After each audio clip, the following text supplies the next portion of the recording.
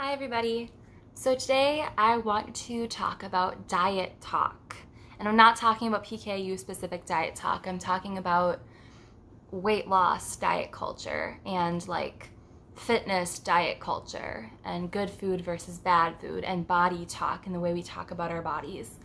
And any of you who follow me or know me, you know that I feel really strongly about this. It's very important to me. I'm actually pursuing nutrition and I often talk about this. If you look at my social media pages, this is a really important topic to me. So I'll start by telling you guys about what I experienced last week.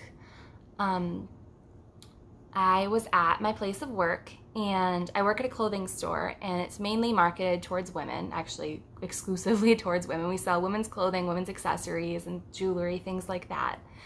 And a woman came in and she was probably in her 50s, I would say. I don't actually know, but she was, like a middle-aged woman. And she came in, she was shopping, and she was having a hard time finding something she liked. And she was talking about how, oh, I can't wear this. And this is something I experience really commonly, like really often, but I'll explain why this was substantial in a minute.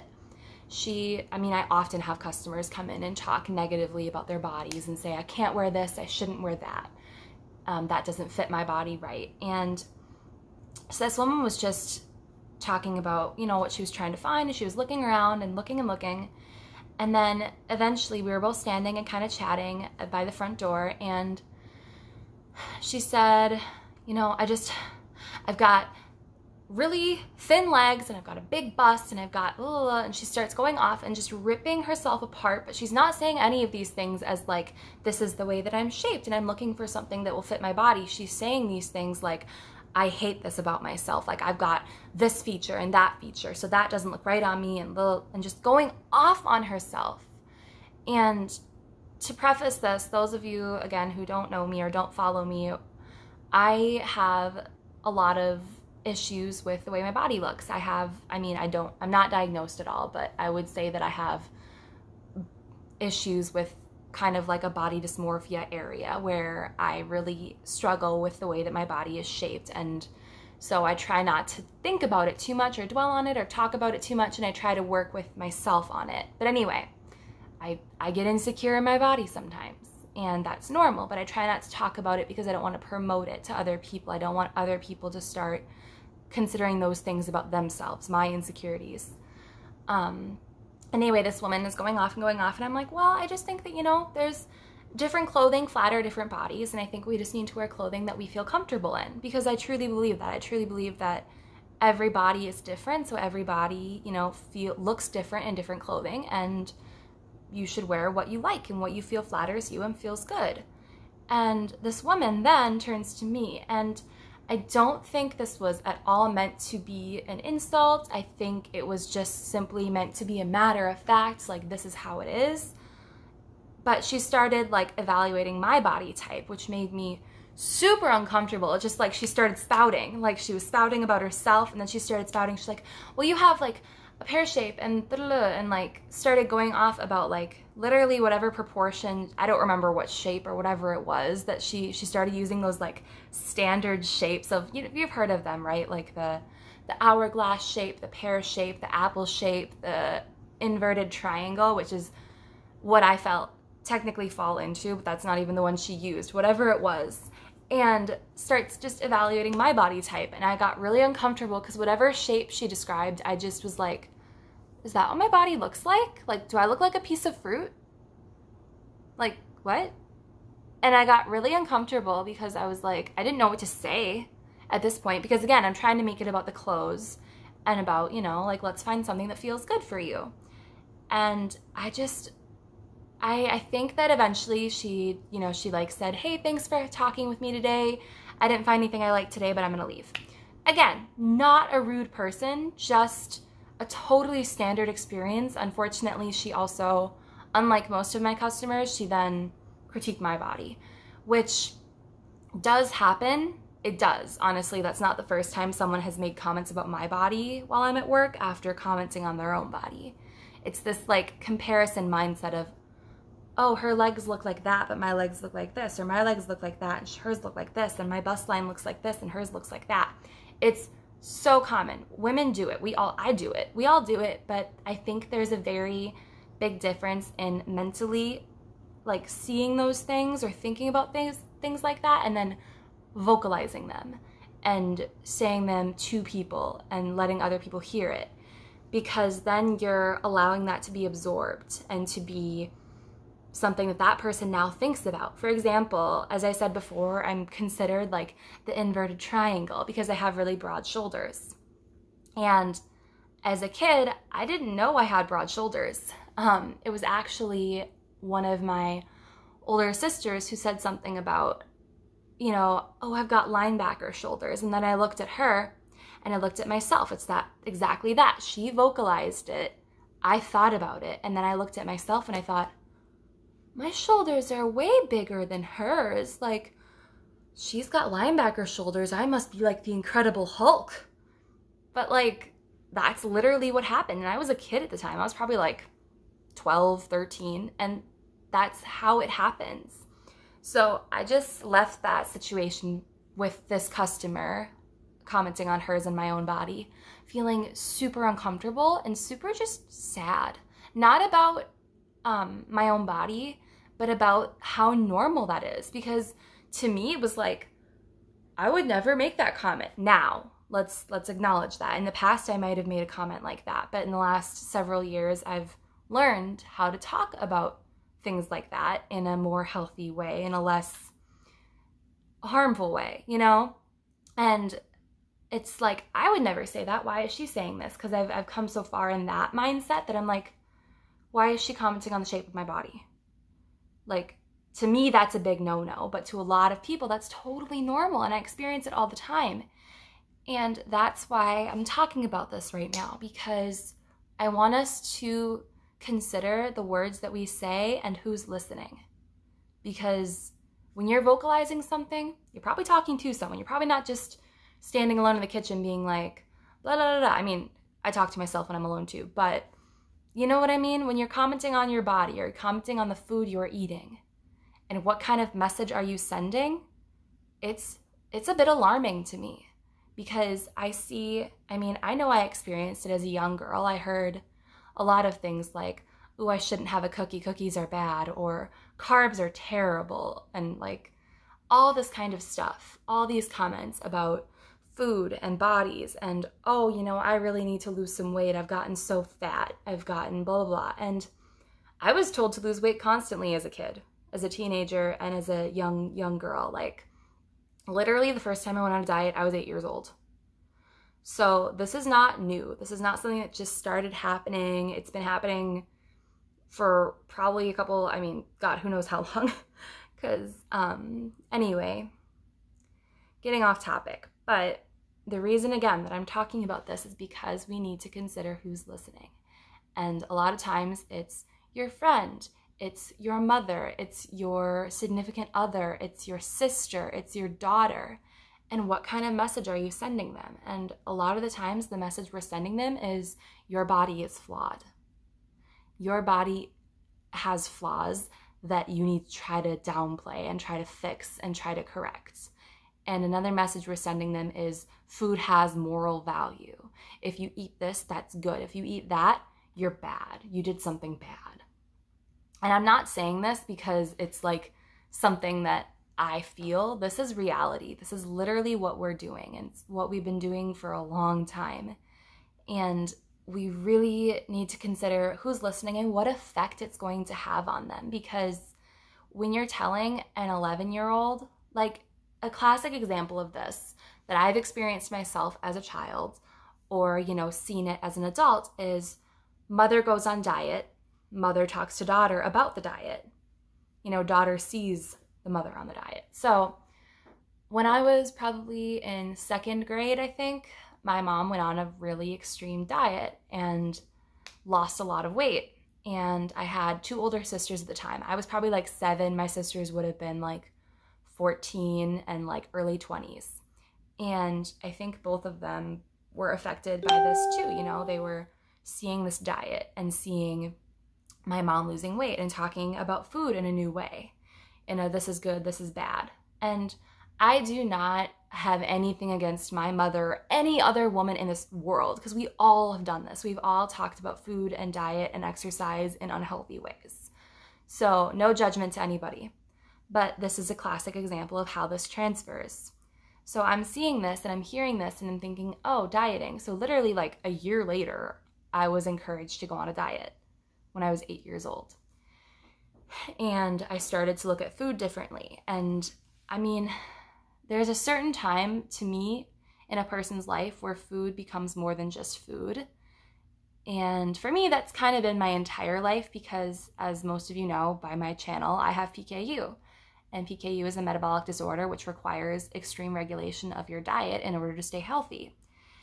Mentally, physically, and cognitively, those kinds of things. It has a cognitive effect. So I've had a fixation on my diet since I was literally a small child. Like my earliest memories of thinking about what I'm eating, I was like 4 years old. So, you know, but otherwise, as far as dieting, there's a time in your life where you start to look at food in a new way. And that time to me is really crucial because I think it's important that we try to look at food as fuel and try to look at our bodies as a tool and as a strength and something that serves us rather than something that we need to change because it's flawed. An example of that is in the last several years or so, last maybe like 3-4 years, I've started to look at my body really differently than I used to as a teenager. I used to have a lot of problems with the way that my body was shaped, my proportions, and I've recently realized that I look at those things very differently. I used to always cover up my arms. I used to always have a problem with my arms, and whatever it was, I don't know. And I just thought they're fat. Whenever I'm in a picture, they look, you know, when you like turn to the side, whatever, like, you know, bodies look different at different angles. So I always had a problem with my arms. I always had a problem with my shoulders, which whatever. And I always had a problem with my chest and my stomach. And I realized recently that a lot of these issues have gotten so much better because a lot of times I feel like, oh my gosh, I have so many problems with my body. And by that, I mean like, I'm so critical of my body. I have so many like, oh, I wish blah, blah about my body. But I realized recently that it's a lot better than it used to be. And a really good example of that is my shoulders. I used to be really insecure about them. I used to find them that they made me like broader, larger, masculine, whatever it was as a kid. And now I really just see them as, man, my shoulders are muscular, or not even that, but like, I remember I said this to somebody at my store, the store that I work at.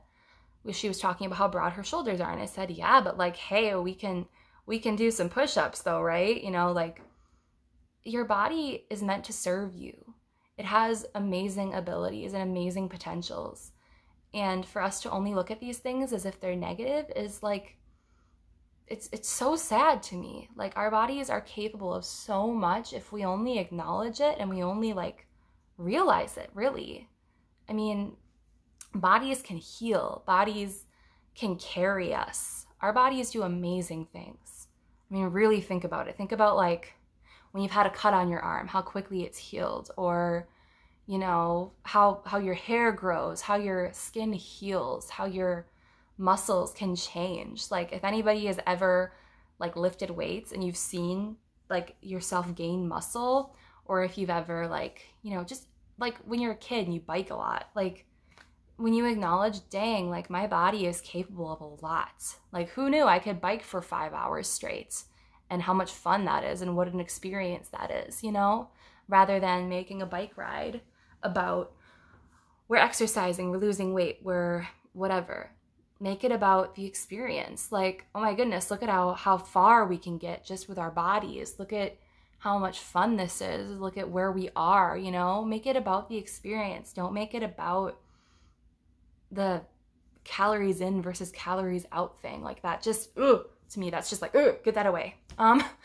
Anyway, yeah, I think that we need to really, really try to reframe the way we talk about food and the way we talk about exercise, the way we talk about our bodies, because if it's not serving you, don't do it. Like if For example, if there's a kind of exercise or physical activity you do simply because you think it's good for you, but you hate it. For example, I hate cardio. I hate running. Hate it. It literally just like, it's not enjoyable to me. It feels exhausting. It literally just is not fun. I don't like it. I get sick of it after like a minute. If that's something that you're like, ooh, I hate that, don't make yourself do it. Like if there's an activity, some really specific activity that you hate doing but you think is good for you, or another example, a certain kind of food you think is so good for you but you hate it, like maybe a detox cleanse.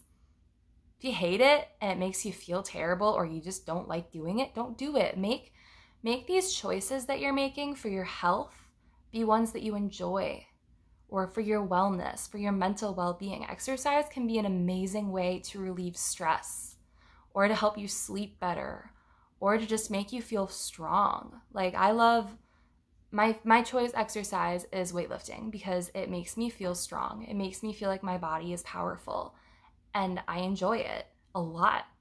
But like I have a sister, hates lifting weights. Actually, both of my sisters prefer cardio. One of them actually runs marathons, which is awesome, amazing. When someone says they can run 26 miles, I can't even fathom that. I just can't. It's amazing. That's what they enjoy. My sister says it's really relaxing and really helps her unwind when she runs. I feel really hyped up when I'm lifting weights and I feel really like powerful, you know? Maybe you enjoy playing soccer. Maybe you really love biking or swimming or just going for a walk with your dog. That's the kind of thing you should be doing. You know, that's if you're trying to mindfully exercise, you're actively trying to be physically active, find something you enjoy doing. And also don't ever do it when you don't feel like doing it. Like just because I lift weights and I enjoy it doesn't mean I do it all the time. I do it when I feel like doing it. And I don't mean that in like a I'll do it when I feel like it kind of way, but like literally if I wake up one day and I was planning on going to the gym and I just don't physically or mentally feel like doing it, I just don't go. Or maybe if I get there and I'm like, you know, starting to work out and all of a sudden I'm like, you know, I'm not feeling this in my bones right now. Like I just don't feel up to it. Maybe I cut my workout short and I go home. Like that's not wrong. There's nothing wrong with that. There's no like defeatism of, oh man, I didn't get my workout in today. It's just, I'm listening to my body's needs and right now I think I need rest, or I just need a day where I'm not putting too much on myself. And I think when we start to do that, and here's the thing, the most empowering thing I've ever done is move against beauty standards, move against diet culture, and move against the culture around exercise. Because it's made me realize that when I focus on my own body and my own abilities, they're unique and I'm capable of a lot more than I think I am. And I think that everyone can hold that true. Like when you honor what your body is capable of and what you are good at and what you enjoy, you'll find what you're really talented at and what really gives you strength. I'm not an amazing athlete, but I feel super empowered by lifting weights. You know, that's just something I enjoy, and everyone has something different. Like literally, it might be walking your dog and it might be cleaning. Like I really enjoy cleaning too, which is weird because my house is a mess, but I really enjoy cleaning. Whatever like physical activity you enjoy. And then with food, that's a whole other thing. Honestly, that could be a whole other video. It probably already is, but that's one really strong example with that woman in the dressing room or that woman standing there talking to me.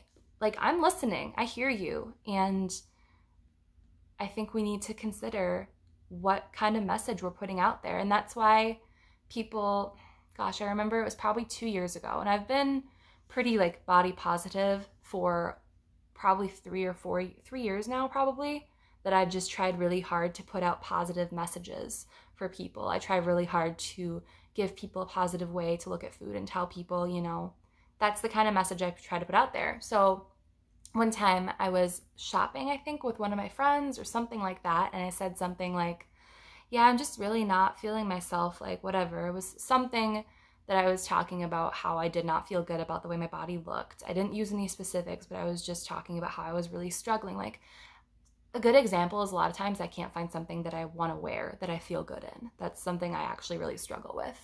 So my friend, a close friend of mine, she goes, "What are you talking about? You're like the most body positive person I've ever met. Like, it's awesome." And I thought for a second, I was like, man, like, that's so cool. Like, that I know that I've had an effect on her, and that the things that I say have influenced her to look at her body differently. And I know it has. Like, she has told me that she, looks at health or looks at fitness differently, and that she tries to have a more positive mindset. And another thing I thought is, well, just because I speak positively about this subject all the time doesn't mean I don't feel, negatively sometimes.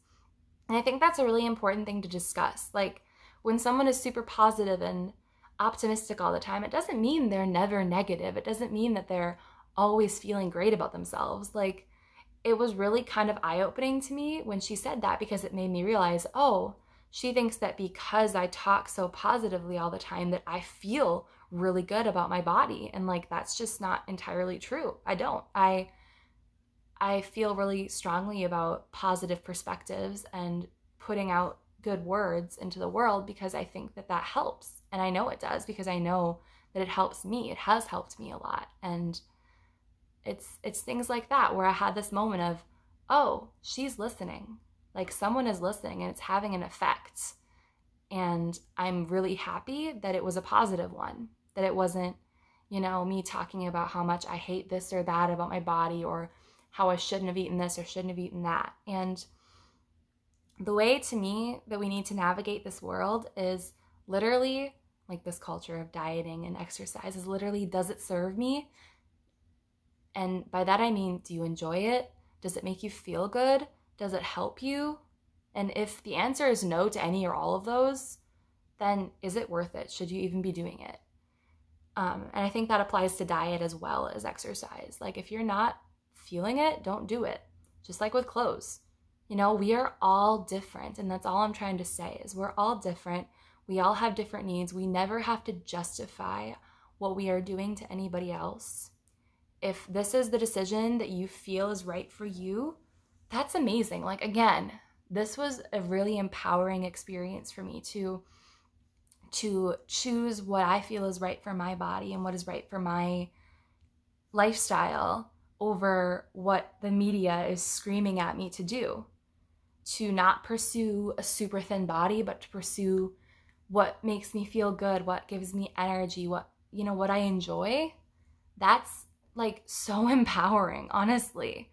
Showing up for yourself is so empowering. It feels amazing.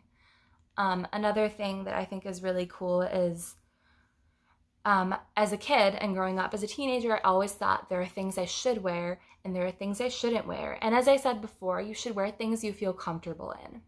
But I learned a lot of fashion rules for my body type. I was told, never wear horizontal stripes because they'll accentuate your width. All these different rules that I was told growing up, that I've just said, nope, I'm not doing that anymore. I'm going to wear this because I think it's cute if this top has these stripes or whatever. Because truly, when I put those things on after being told those things, I would think, oh, it does accentuate. And I would only see those things. But when you look at it as, I really like this, I want to wear it, suddenly it's like, oh, I can wear this and I do like it and I do enjoy it. Like wearing a swimsuit, like that can be really challenging. Honestly, I don't know a female who doesn't struggle with wearing a swimsuit, whether it be a bikini or a one piece or just whatever it is. I truly can't think of a female that I know, or even guys, I'm sure they struggle with it too. They just tend to be less vocal about it. But as a girl, I get it. Like when it's other girls, I understand because we talk about it and I am a girl. It's that like feeling of, oh, how do I look? This doesn't look right on me. I shouldn't wear this. I should wear this. What flatters my body the most? And our bodies aren't meant to serve others visually. They're meant to serve us. So whatever you feel like wearing is what you should wear, you know? And that's something I still struggle with, but I truly believe you should wear what you like, what you enjoy, what you feel comfortable in. And yeah, I hope that you guys can focus. I mean, anybody watching this video, if you're relating to anything I'm talking about, like, I truly believe that we can manifest things by mentally, you know, putting that out there and by actively making that a goal. If you say, you know, constantly you're trying to remind yourself to be positive about your body, like, you can acknowledge your insecurities. I'll acknowledge, like, oh yeah, I do have really broad shoulders, but I'm gonna wear these stripes anyway, or I'm gonna wear this anyway, or I'm gonna do this anyway. It's amazing. It feels great, really. And it's that mental acknowledgement of, yes, I feel this, but I also want this, and I'm going to do this, and I enjoy this, if that makes sense. You know, maybe you want to look up a bunch of quotes about body positivity, or about positive exercise, or just motivational quotes or self-love quotes, and just post them all over your bedroom, or make them the screensaver on your phone, or follow some positive accounts on Instagram or Facebook, whatever, or reading a book about such a topic. Anything you can do to put that in your mind and to bring that into your life can help you a ton, because it's putting that in your mind. It's bringing that into your brain and reminding yourself of those things. And the more you do that, like, honestly, it might really change things for you. It might make you see things very differently. I follow a ton of accounts on Instagram that are strictly anti-diet, body positive accounts, because I find it super empowering. And for me, it's like a little reminder when I'm getting lost in the shuffle of my day when I scroll through Instagram of, oh yeah, that's cool. Like, literally, that's all it is. And it just helps me. It's like listening to your favorite song. Like, it makes you feel good. It reminds you of that feeling, whatever it is. Music can also be super helpful if there's music you find empowering. And I'm not a therapist. I'm sorry if I'm coming off as preachy. I don't mean to.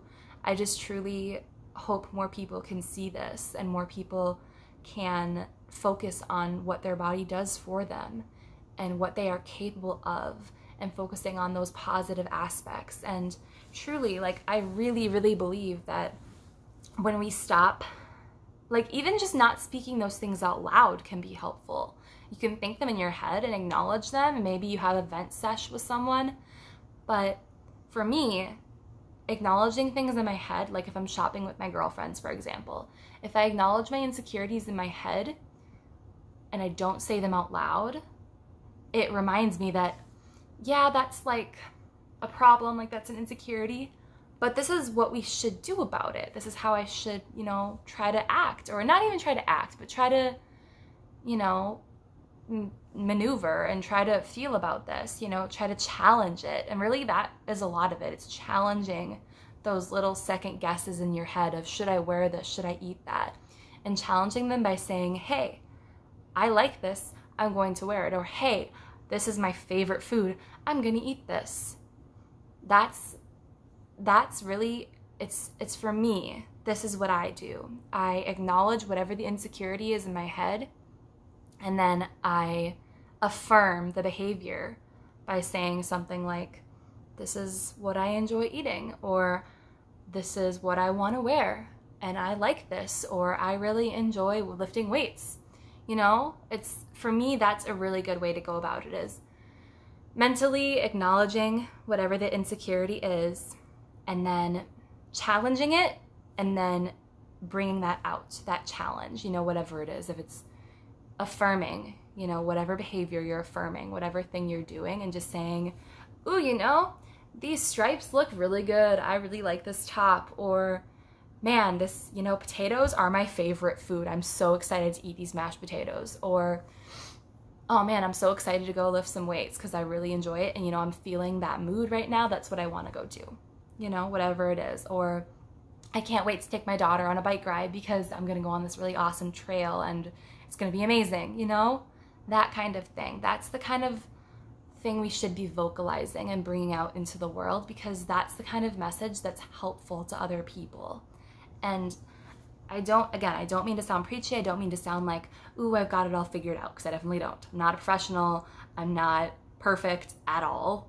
Far from it. But these are things that I truly believe and truly know have helped me, and people have told me have been helpful to them. So if you're